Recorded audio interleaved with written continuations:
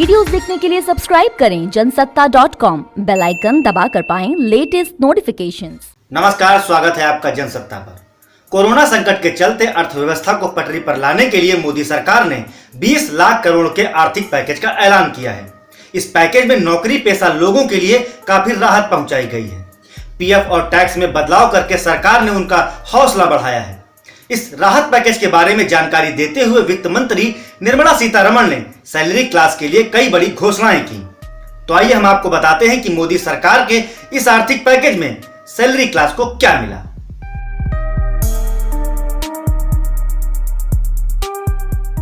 Salary class के लिए वित्त मंत्री की सबसे अहम घोषणा तो यह रही कि अब 3 महीनों तक पीएफ 12% की बजाय 10% ही कटेगा। इसकी वजह से एम्प्लॉय को पहले जो 12% का कंट्रीब्यूशन करना होता था वह अब 10% ही करना होगा। यानी कि अब हर महीने आपकी सैलरी में 2% अधिक रकम आएगी। मान लीजिए अगर आपकी इन हैंड सैलरी 50,000 रुपए है तो वह अब 2% बढ़कर 51,000 रुपए हो जाएगी। यानी 3 महीनों तक हर महीने 1,000 रुपए आपको एक्स्ट्रा मिलेंगे। जाहिर है वित्त मंत्री ने ईपीएफ में रिलीफ देने के लिए 2,500 करोड़ रुपए आवंटित किए हैं।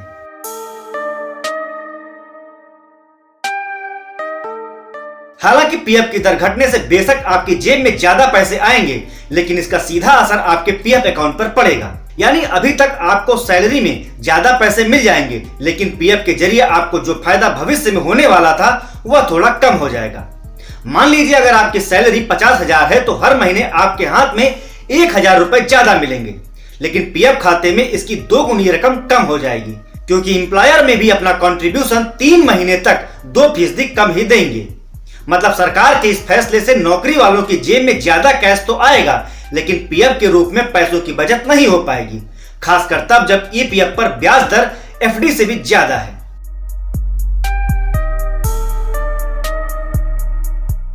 वहीं इस मसले पर जानकार बताते हैं कि कर्मचारी की इन हैंड सैलरी पीएफ की दर कम होने की वजह से बढ़ जाएगी, लेकिन यह भी ध्यान रखने की बात है कि उन पर लगने वाला टैक्स भी बढ़ेगा। हालांकि यह टैक्स बहुत अधिक नहीं होगा और काफी कम मात्रा में लगेगा।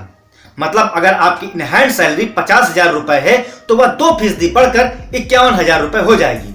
इस तरह पहले उसे 50,000 के हिसाब से टैक्स देना होता था, जो अब उसे 51,000 रुपए के हिसाब से देना होगा।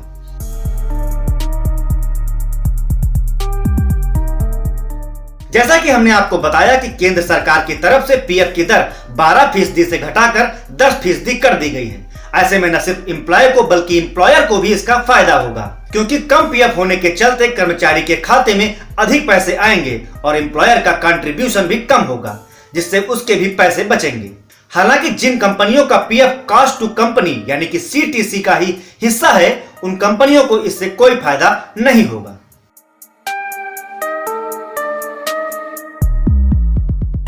उधर मोदी सरकार ने टीडीएस और टीसीएस की दर में भी कटौती का ऐलान किया है, यानी कि अब टैक्स पेयर्स की जेब में कुछ अतिरिक्त पैसे भी पहुंचेंगे।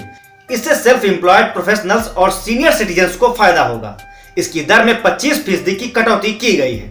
उदाहरण के तौर पर अगर किसी का 100 रुपए का टीडीएस या टीसीएस बनता है तो उसे अब 75 रुपए ही देने होंगे। या फिर मान लीजिए कि अगर किसी सीनियर सिटीजन को एफडी के ब्याज में सालाना 2 लाख रुपए मिलते हैं तो पहले 10% की दर से 20,000 रुपए टीडीएस कटता था, लेकिन अब वह 25% कम यानी 7.5% की दर से 15,000 रुपए ही कटेगा।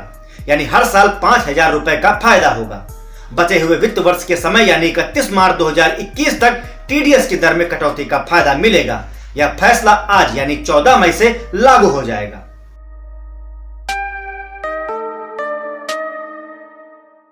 इसके अलावा कोरोना वायरस और लॉकडाउन को देखते हुए मोदी सरकार ने इनकम टैक्स रिटर्न भरने की तारीख भी बढ़ा दी है। अब आप 30 नवंबर 2020 तक आयकर रिटर्न भर सकते हैं।